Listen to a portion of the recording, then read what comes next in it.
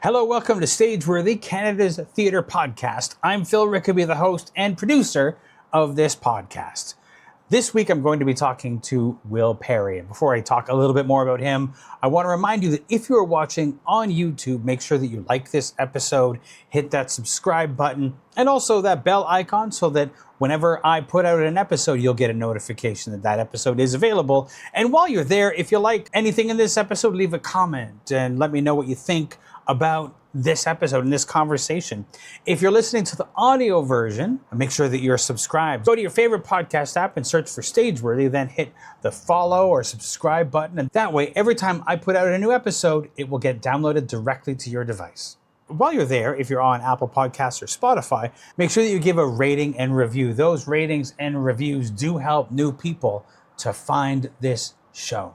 Make sure that you stay tuned to the end of the episode when I will tell you about next week's guest. Now, on to this week's guest. Will Parry is an actor, singer, content creator based in Toronto. He's a musical theater performer and also works in social media and specializes in helping theater artists and other artists maximize their use of social media. We have a great conversation about that as well as theater in general. So please enjoy my conversation with Will Parry.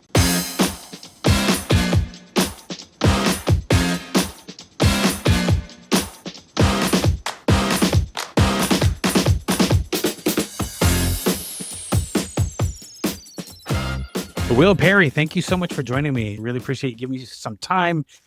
I kind of wanted to start with a question that occurred to me because you are somebody who works in both social media and theater. And I'm curious, just off the top, just to jump into some real meat, is there something that theater professionals, either companies or performers, miss from their social media? Yeah, I think one thing that I'm seeing across the board is I think people are either deciding when it's personal and when it's professional, and they're living in these two super specific laneways. And I think we can all benefit from having a little bit more fun with our social media, leaning into our it's eccentric, whimsical, fun personalities that we naturally have from doing theater, and allowing that to seep into your content and just maintain that authenticity, which really brings people in. Yeah. Yeah, I've definitely seen that as well. And it drives me a little bit crazy when somebody's like, this is my professional site and this is my personal site. And I'm like, but like you're the product, right? You, Yeah. as a performer, are the product. And if you don't give your potential audience all of that, then it's a really boring feat of like, I'm in rehearsals. Absolutely. And I think also like it's social media at the end of the day. Like that social is the first word, and being able to create that human connection through like authenticity and showing like the full breadth of yourself through that platform, I think is really helpful and really just creates an authentic you, Yeah. which is really cool. What about theater companies? Because here's the thing, it kind of drives me a little bit crazy.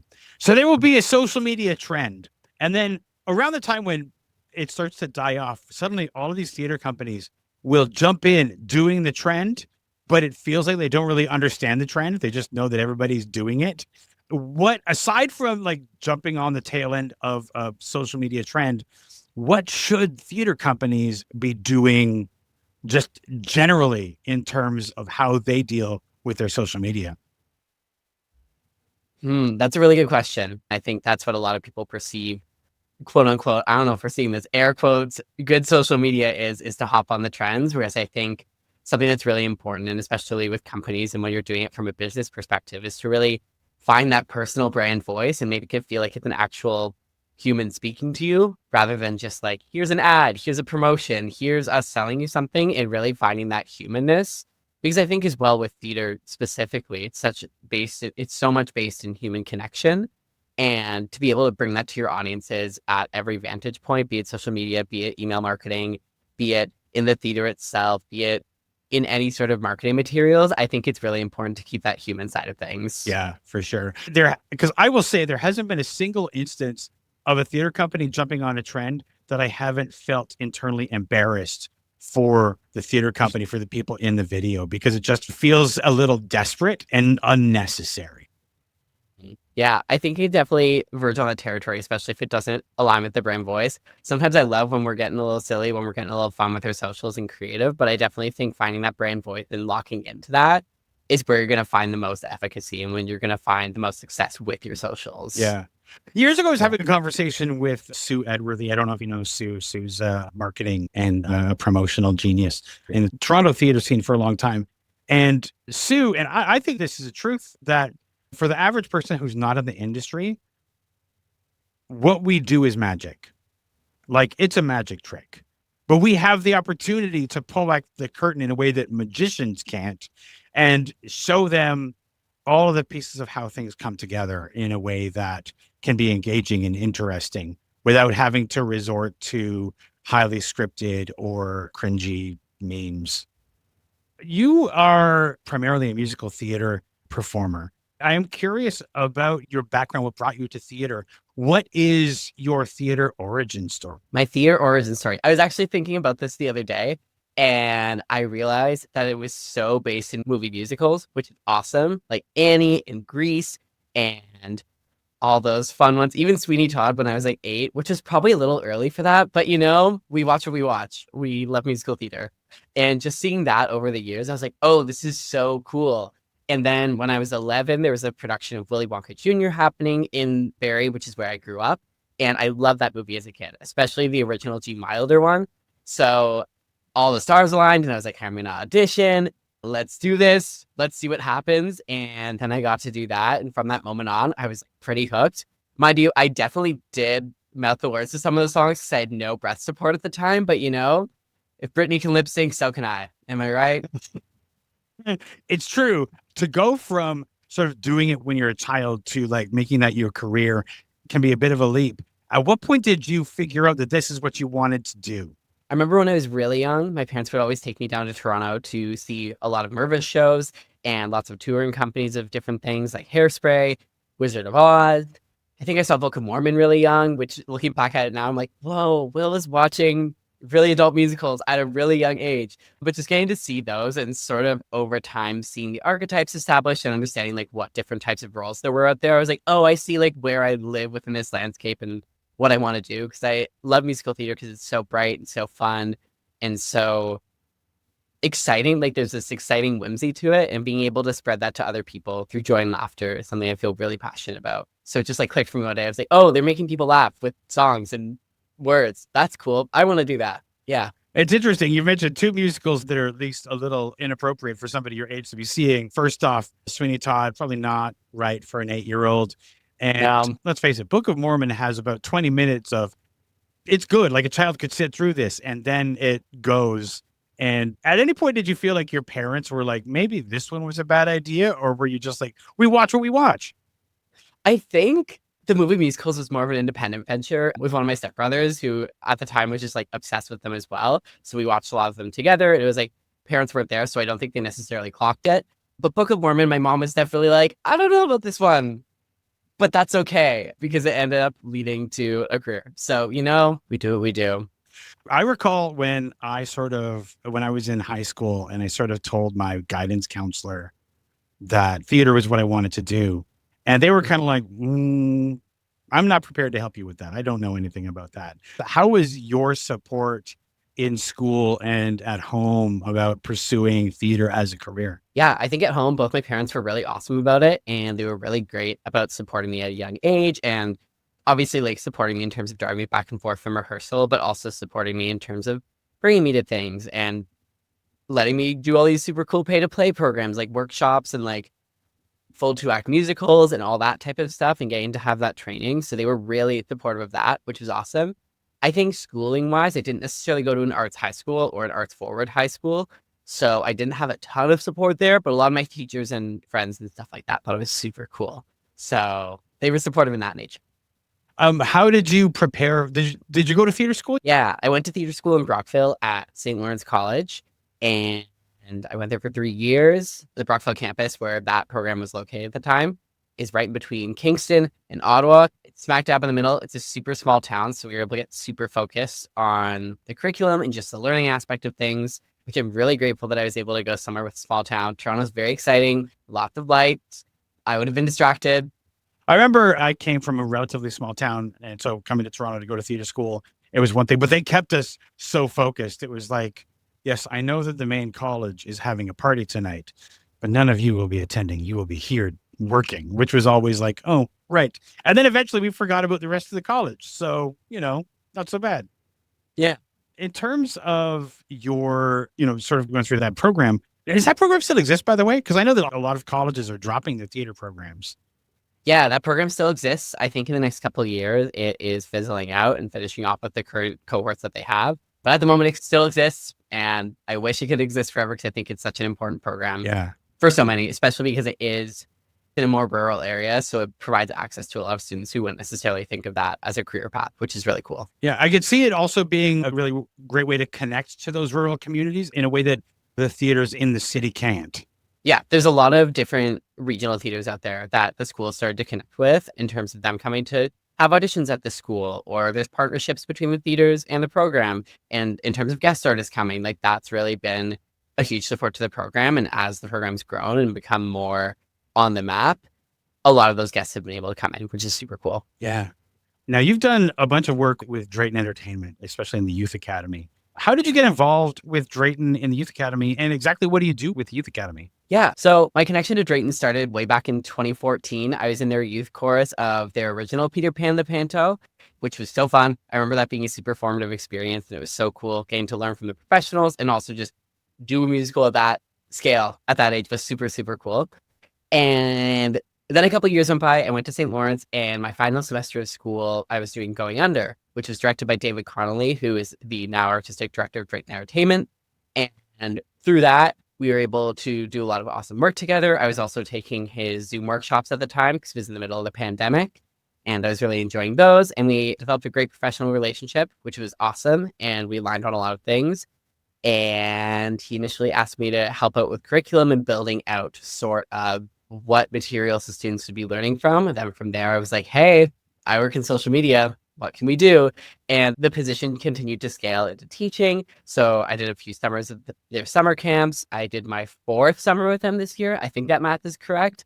And I've also done a bunch of their March break camps as well. So teaching like improv, audition prep, acting, puppetry recently, which is super cool, getting to delve into that. And Drayton is where I started my puppetry stuff, which was awesome. And I've also done like Show Tunes Wellness, which is their like Broadway fitness classes. And I love busting a move, and I love finding musical theater remixes. So it was a really great alignment there. You mentioned sort of doing it over Zoom during the pandemic and stuff like that. Mm-hmm. How does the relationship change between when you're doing things remotely and when you're doing them in person? All my teaching was in person. So I never had to teach on Zoom, thankfully. Thoughts and prayers to all those who have to teach on Zoom. That sounds really difficult. Honestly, I wonder about the people who had to both teach and learn in theater on Zoom. I think learning, I really benefited because I don't know if I would have like delved into the world of social media had I not had that experience, just because there was so much of promoting your shows on social media during that Zoom time because there was no other real avenues to focus on, especially on a smaller budget. But in terms of that relationship changing from virtual to in-person, aside from the teaching, most of my work was remote, which was awesome and super convenient. And I'm really grateful to that. And getting to have both just really enhanced it. And it really just made it exciting. So when you were in person, there was that extra giddiness of like, ooh, I get to teach today. Like, that's so cool. And that's awesome. And yeah, it just made it all the more exciting to have that opportunity to teach in person. Now, you weren't in college during the pandemic, were you? Yes, I was in college for half my experiences in the pandemic. So I got through all of first year, most of second year, and then about 4 weeks out from our second year show, which was Sweet Charity, for our YouTube viewers, vinyl there. I was so sad I didn't get to do it. But yeah, my whole third year and last chunk of second year was in the pandemic.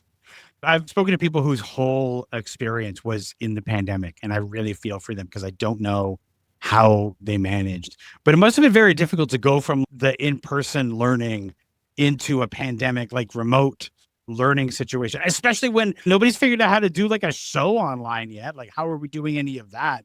What was that switch like for you? Yeah, I think the switch initially in second year was really weird because it went from being in person at school to just finishing all our assignments as best as we could, but we still have some lectures and we have some vocal lessons. It was just really interesting the focus shift was really interesting because I think in person, there's that energy exchange that makes it a lot easier to pay attention. And obviously with it being theater school, it was just a lot easier to engage with the material had you been in person. And in some cases, like you can't necessarily do things from home. But I feel like with third year, I really found a nice benefit to it, being able to learn how to document your materials and document your work. And also it was nice learning how to like bring those practices that we have in theater school, whether it be like scene study, whether it be dance classes, whether it be, I don't know, vocal lessons, and be able to bring that home and establish that practice at home, because that's so much of what we did right after. But I still find myself like taking Zoom lessons just because then it's easier to have a consistent teacher regardless of where I am in the world, depending on like contracts and stuff. And also just with a lot of first round auditions now being based in self tapes, it's like nice to have that educational backing to support that. And then it just feels like second nature rather than a whole other setup and a whole other set of learning. Yeah. I mean, there's one thing to be in the work world and have that happen. I can't imagine. Like, I'm trying to think, because you mentioned like doing some classes and doing like, because I keep thinking about vocal classes, like trying to do choral work, especially considering as my workplace during the early days would attempt to sing happy birthday to the people whose birthdays were happening. And what we very quickly discovered was how bad lag time can be between different computers. At best, it's like a 1 millisecond lag, but then everybody would be like singing at different times. And I don't know how anybody deals with it, like in a school situation or in a chorus. Thankfully, I was in third year for the majority of the pandemic learning, and we only had ensemble singing in first year. Thank God for that. For our shows that we did in third year, everything was pre-recorded that had ensemble singing, so we were still able to experience that. And we also used a program called Jamulus for a bit. It was a quick fix for the moment. I still think about all the voices in my headphones being like, well, there's so many people in my ears. But like, it was pretty cool getting to experience that in the pandemic, especially since it was such newly discovered technology at the time, which was really cool. And then for scene study and things like that, there was a lot of us that had bubbled together. For example, I had a friend group of, I'd say like 9 or so of us that were all bubbled together throughout the pandemic, just because we were in Brockville. So numbers were a bit lower, and it worked that there was less than 10 of us. So we were able to bubble, and we do a lot of our scenes together. So then we still have that in-person experience, and we'd be able to work together on things, but not necessarily have to be in person at school. Yeah. In terms of finishing school and coming out of that, what was the transition like from leaving school into being a professional actor in the world, both coming out of a remote setting as everything sort of slowly opened up? What was the learning curve like out of that? I think the learning curve was just remembering there's other people. There's so many other people doing the same thing that you love. And it's just really interesting learning how we can gain from each other and how our different lived experiences can sort of enhance one another. And I think that when I realized that, and that we can just help each other, and that so many people are open to help, that was a big shift for me. But I feel like out of school, I was like, whoa, what's happening? This is isolating. So that was a big transition. And also just like living in Toronto for the first time whilst also auditioning. And like, I personally believe there's so much self-discovery that happens through living on your own and just living out in the world, and being able to experience that all at once with like Toronto, theater, self, young 20-something. I was like, whoa, there's a lot going on here. So that's what I experienced. You said something that I think is really interesting, and I think it's worth highlighting, because the idea of people being willing to help you is, I think, something that a lot of young performers who are entering the business don't even consider, don't even think about the fact that you can ask somebody for help, for knowledge, and 9 times out of 10, they will happily give it to you. I was talking with somebody years ago, and they were like, here's the secret. People want to help you. And once you understand that people want to help you, a ceremony that kind of opens up the world to you. Was it difficult for you to come to the realization that people will help you, or did that come naturally? Yes and no. I feel like I've been good about asking for help, especially in the past couple of years. And I think it sort of happened pretty quick after theater school, but it wasn't like an immediate discovery. I think a lot of it came from when I went to life coaching in the fall of 2021, fresh out of school. Shout out to Alex Herzog, Next Up Life Coaching. 2 thumbs up, 10 out of 10. And just being able to develop those skills with her were really helpful. And one of the big lessons that we had was this idea of the power of asking. And the worst you're going to hear is no. And so many people are open to helping you with a variety of projects, whether it just be like a simple question or like going for a coffee with someone. I love a coffee. I love a matcha. And also just like in terms of working with them creatively, collaborating with them. I was able to do a virtual cabaret right out of school, because I was like, oh, I love this art form. It's the pandemic. Let's film some stuff. And that was really cool and really informative, just being able to assemble my team and assemble the people that I was working with. And it was all just messaging them on like Instagram or emailing, being like, hey, do you want to do this thing? Like, let's make it happen. So it was really cool getting to experience that and discover that out of school. Yeah. I definitely want to come back to the cabaret, but I do want to ask you about life coach. At what point did you decide that a life coach was somebody that you needed, that you wanted to talk to? What was the journey that took you to that? Yeah, I think I saw her Instagram reels quite frequently, and I was like, oh, this seems cool. And I followed along and I read the tips, and I was like, this is really smart stuff. Like taking control of your life and taking control of opportunities and like finding success are all things that I was super eager to learn more about right out of theater school. And I got to the end of my first summer out of theater school, finished that cabaret, finished my first theater contract out of school, and I was like, I'm feeling a little lost. Let's figure this out. Let's navigate this. And I had a really good friend at the time who was super close with her. So I was like, I think it's time. Let's see what's up.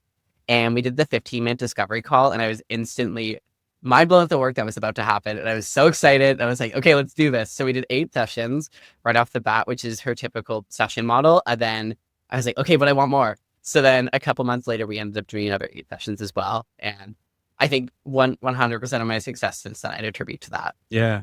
Well, I think that a lot of people don't anticipate the difficulty of leaving theater school and trying to figure out the theater world and how they want to take their career, because it is a transition. You've been in a sort of a bubble of an environment and going out into the world where you feel like maybe you're out of that.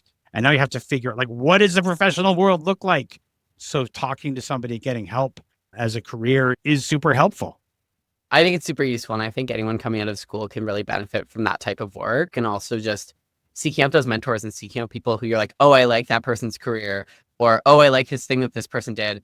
Let me ask about it, because the resource is there and people want to share and help out. Like when people reach out to me and they're like, oh, like, let's go for a coffee. I need social media help. Like whatever they're asking, I'm always super inclined to help and support. And whatever that means is super cool. So yeah. When people come to you for social media help, what's the number one question that people want to ask?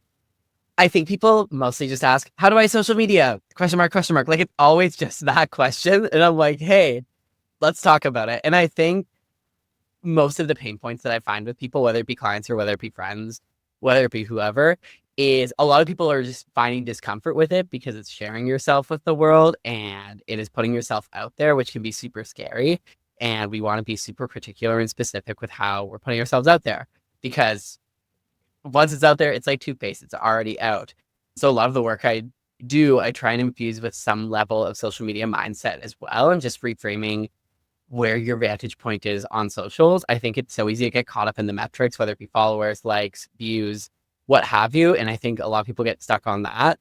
Whereas I think as soon as you start focusing on your social media community and how to benefit them and how to provide value for them, A, your metrics are going to naturally go up, and B, you're going to have a really strong community, audience, follower base to support you through things. So it's a lot of people that are just like, I'm uncomfortable by social media, and I like to help them unwrap that discomfort and figure out how to overcome it, whether it be like personal insecurity or like metrics are scary, or I don't know how to film a reel without using like super fun Snapchat filters with eyelashes, just all the things. As somebody who puts things out on the internet, it is sometimes so difficult not to like upload something and then immediately start watching the stats, right? We have this, listen, we're performers. We love to have a response. And sometimes it can be difficult to let that go and like be like, that's going to take care of itself. I did the hard part, which was making the thing.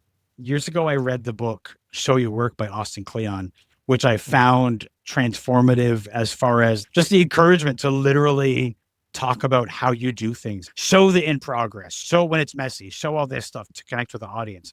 I still have difficulty putting that into practice sometimes, but I come back to that book really frequently because I'm trying to get better at it. But also I think it's a good reminder that a way an artist can connect with the potential audience is to show the process. I wanted to talk about cabaret. I wanted to talk about creating cabarets. There's a lot of people who really excel at that art form, but it is an art form that is adjacent to, but separate from theater. What drew you to cabaret? Ooh, I think as a youth, as a teen, I was always watching 54 Below videos on YouTube, like all the famous NNY ones, and I'd watch the concerts and I'd listen to the albums. There was that like Aaron Tveit one in 2015 where it was like radio in my head. And I was like, that's so cool that you can take other people's songs and share your own stories through it. Also, I just have no idea where I'd start with writing music. So like taking that stress away, I'm like, oh, that's so beautiful. Less stress, more fun. And that art form always interests me from the get-go. And then more recently, I think I've really found it powerful just because I've delved so deep into the musical theater canon. And I'm like, I love these songs and I love what they can do. And I love how at different moments of your life, you're like, oh, that song I need right now. And that song I need like 6 years ago. And being able to discover the canon through that lens and that personal connection and being able to enhance it is super cool. I also just like the freedom. I love a bit. So cabarets are full of those. Do you think it's also, there's a way like revisiting a song from before and having like age and experience changes the way that you approach a song and that makes the song into something kind of new? 1000%. And I think especially with the cabaret art form, this idea of like making this song into something new, whether it be a new arrangement or just a new perspective on it, that's where the beauty comes and that's where the excitement comes. So your virtual cabaret was called Here I Am a Cabaret. What was the process of putting that together and how did you decide what songs to include? Yeah. So the process for that, I gathered an awesome team, a music director and director. And I was like, hey, I want to do cabaret. And they're like, great. And I was like, oh, I have to write it now. Cool. So then I figured it out. I put the songs together and I had it super organized initially. I remember it was like, this chunk is about me moving. This chunk is about me dating. This chunk is about friendship. Blah. That's how it goes. And then I think we looked at it as a group, or a few of us looked at it, and we were like, I think it needs to be more intermixed. And sort of just that writing process started from song and then went into monologue. And my process for it now, which I sort of established in the latter half of that project, was I like to have my songs, figure my connective tissue in like a sentence or two and be like, here's how I get from song A to song B. Here's some experiences, just a sentence or two to like get me there. Then I'll just stream of consciousness out like a 7-minute monologue on voice note, and then I'll listen to it and I'll be like, how do we feel about that? And then I'll go back and I'll take the parts I like and just start writing. Or I'll just put my phone to the side, tape it down on the desk, and then write. But I always like to start with figuring that connective tissue out. So then I have a thesis and somewhere to go. So your songs first and then figuring out how they connect? Yeah, songs first. Less so from a perspective of like, oh, I want to do this song, but in the way where certain songs I'm like, oh, like that song is this story. And then I start putting those songs in order. So then I at least have those goalposts. Then it's less intimidating is like, I have to write this full hour show. And it's more so like, okay, I have to write like a 2-minute chunk and I have to write another 2-minute chunk, and just putting it into bite-sized things really helps the writing feel less daunting. And it makes it easier to incorporate the themes and incorporate different aspects of the writing. Yeah. Now, you've done a couple, you mentioned the Peter Pan panto. You've done Wizard of Oz pantos, mostly with Drayton. But I think that pantos have a particular usefulness and a particular connection in that in a lot of cases, that's how children first come to the theater. And it's a way to kind of early on connects children with live performance.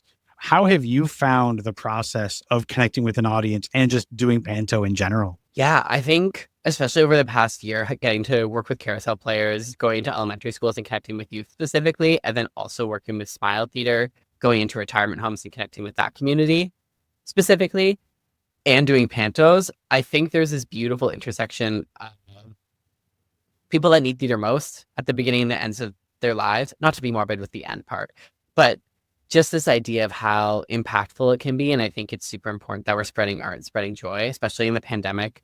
We all felt that part of us that was like, oh, I really miss that thing. And being able to share that, especially for the first time for people, and be able to spark that passion, spark that joy is really important to me. And it makes doing it feel very purposeful and it feels intentional. And those days when you show up and you're like, my body's a little tired today, or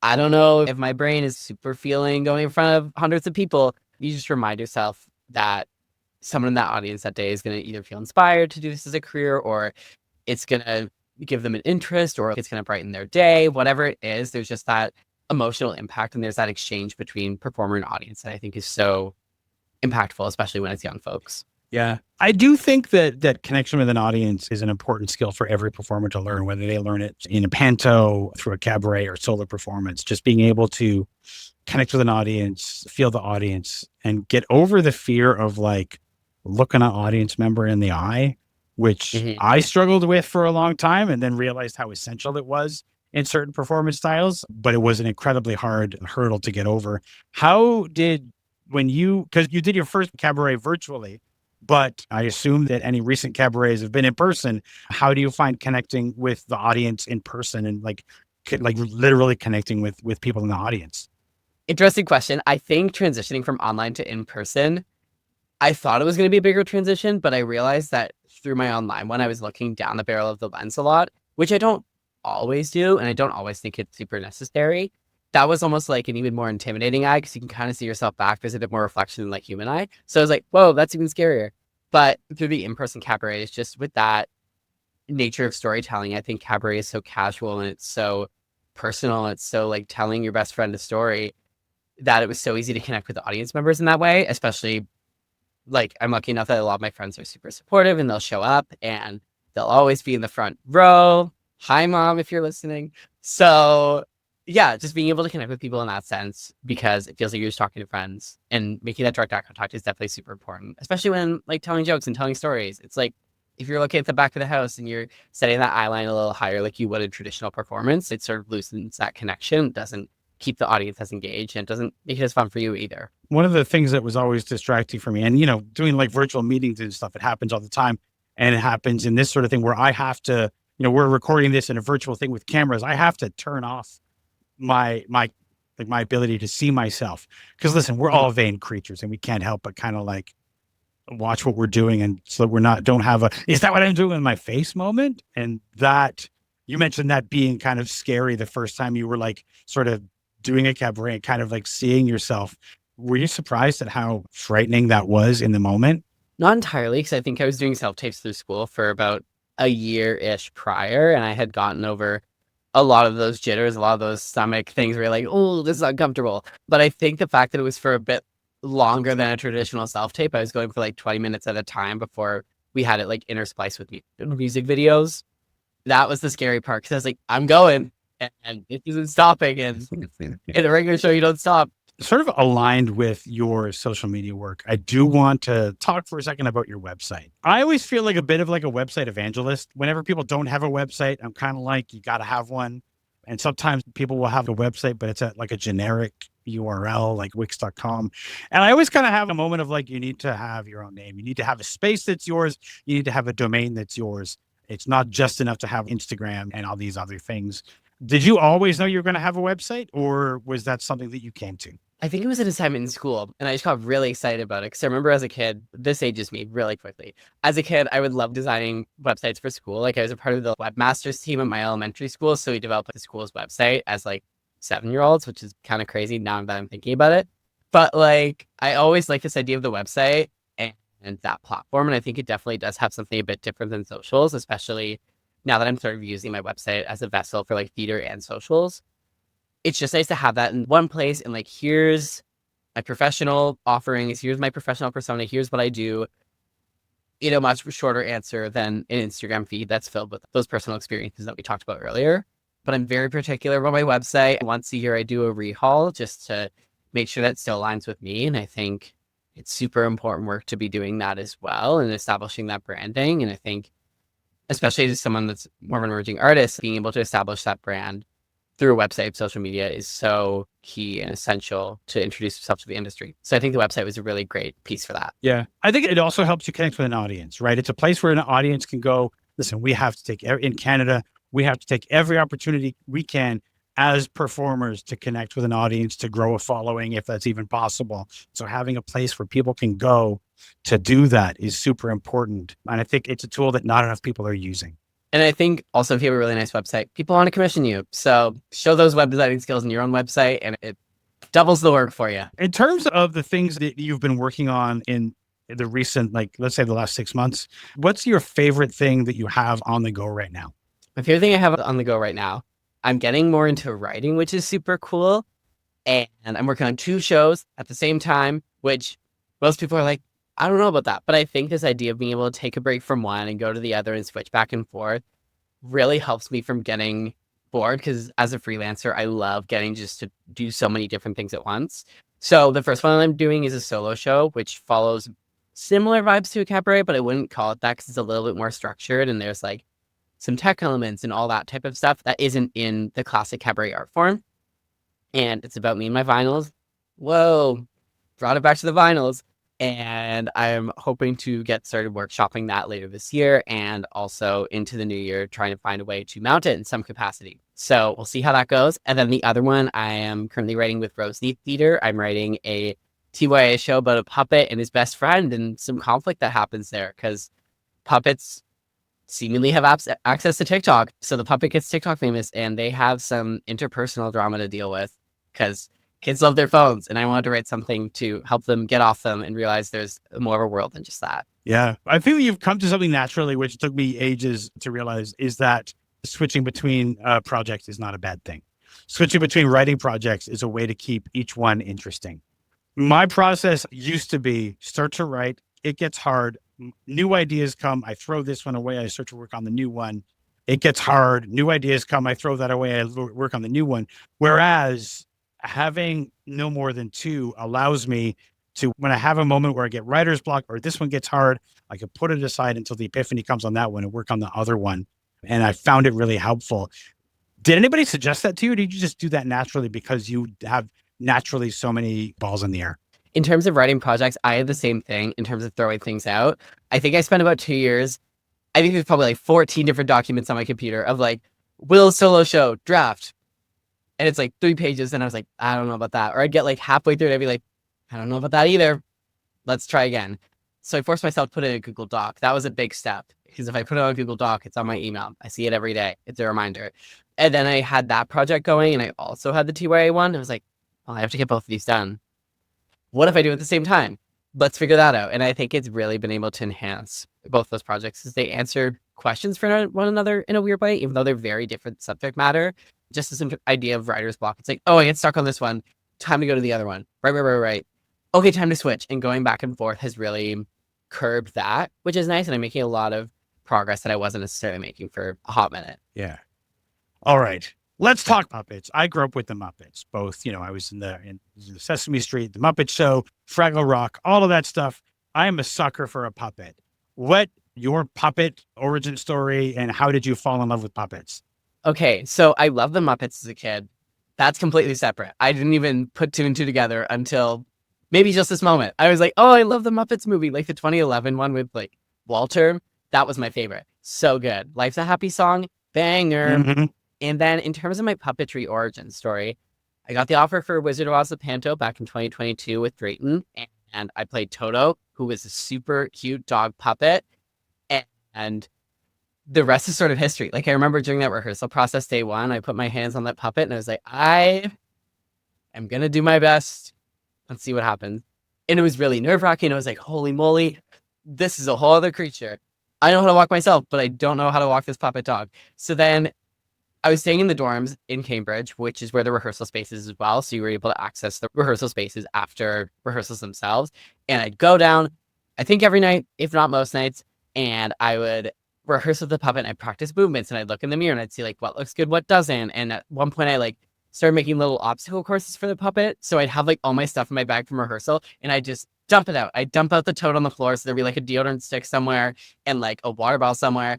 And I would just practice like running around them and interacting with the items and jumping, because there was a lot of like running and jumping for Toto. So yeah, that's sort of how it started. And then from there I was like, oh wait, this is really cool, because I got to do that show for a lot of months. I don't remember exactly in this moment. I think it was 4.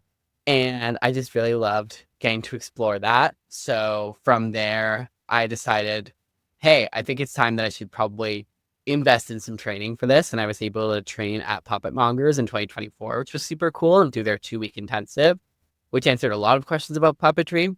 I ended up teaching puppetry to kids through Drayton Entertainment Youth Academy, which was awesome. And getting to teach them how to bring objects to life and see that excitement and joy in their eyes was like so cool. I love that. And from there, a lot of my contracts ended up being puppet based as well. For example, with Smile Theater, the Wild Rovers, there was a leprechaun puppet. His name was Donald. He was kind of scary, but we love him. And then also with Into the Woods at Kerner Hall, in the early stages, there was a idea for Milky White to be a puppet, which ended up just being me. But there was an idea at some point for there to be a puppet, and I think that's where the connect happened. So thank God for puppets. We love them. And I just think it's so cool game to discover that movement vocabulary for a different being that you're in control of. Yeah. Now you're working on a play with Roseneath that involves a puppet that gets famous on TikTok. So when did that idea come to you? So I worked for Next Generation Showcase, which is the new Theatre Ontario. And every year I'd see the artistic director of Roseneath at this showcase symposium. We'd have a weekend where students were able to come engage with workshops and the industry lunch, which is a lot less scary now. We have a lot more brie. It's awesome.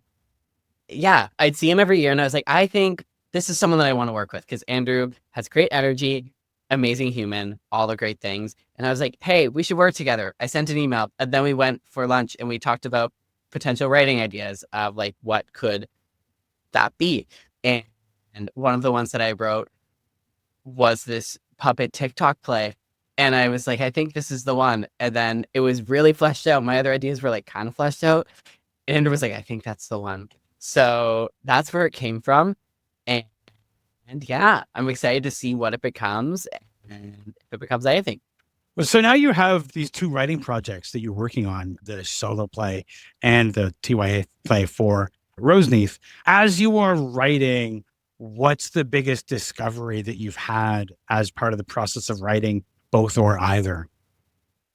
I think the biggest discovery I have is when I'm writing, I like to think of it as if it's coming out of my mouth. For example, for the solo show, like I always try and think through that lens and I go back through it and I read it in my head and like, if it doesn't sound like something I'd say, cut it. Because I think it's so easy as someone that like went through school to like write in like more of an academic format when it comes to dialogue.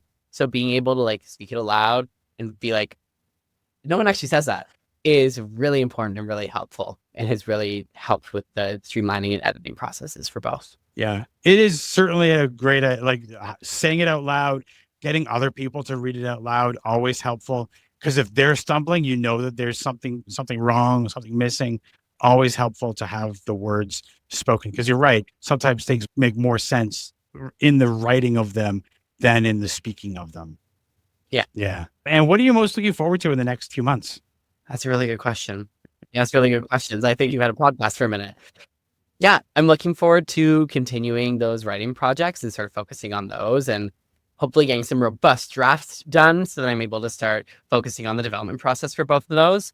But also just like lots of fun theater coming up. I'm really excited to see what the next little bit of Toronto theater is. Well, Will, thank you so much for joining me. I really appreciate it. It's been a fun conversation. Thank you so much.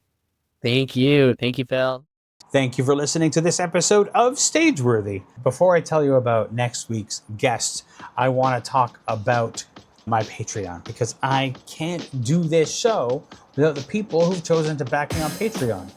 Putting out a podcast that you give away for free does still cost money. There are a lot of costs involved in producing a podcast, everything from website hosting to audio hosting and distribution to all of the podcast platforms, editing software, and so many other things. And that doesn't even account for the time spent organizing interviews, doing the interviews and editing. And that's why the people who are backing this podcast on Patreon are so important.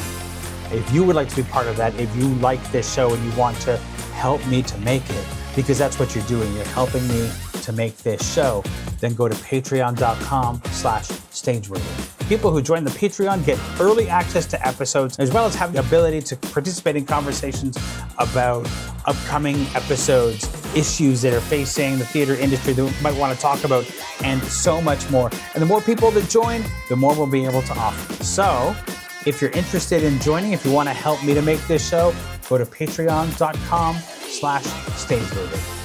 My guests next week are Aaron Joel Craig and Stephanie Hope Lawler from Same Boat Theatre and Rooks Theatre, who are producing a very unique production of A Doll's House in Hamilton, Ontario. I hope that you'll tune in for that, because we will see you next week for that conversation on another episode of Stageworthy.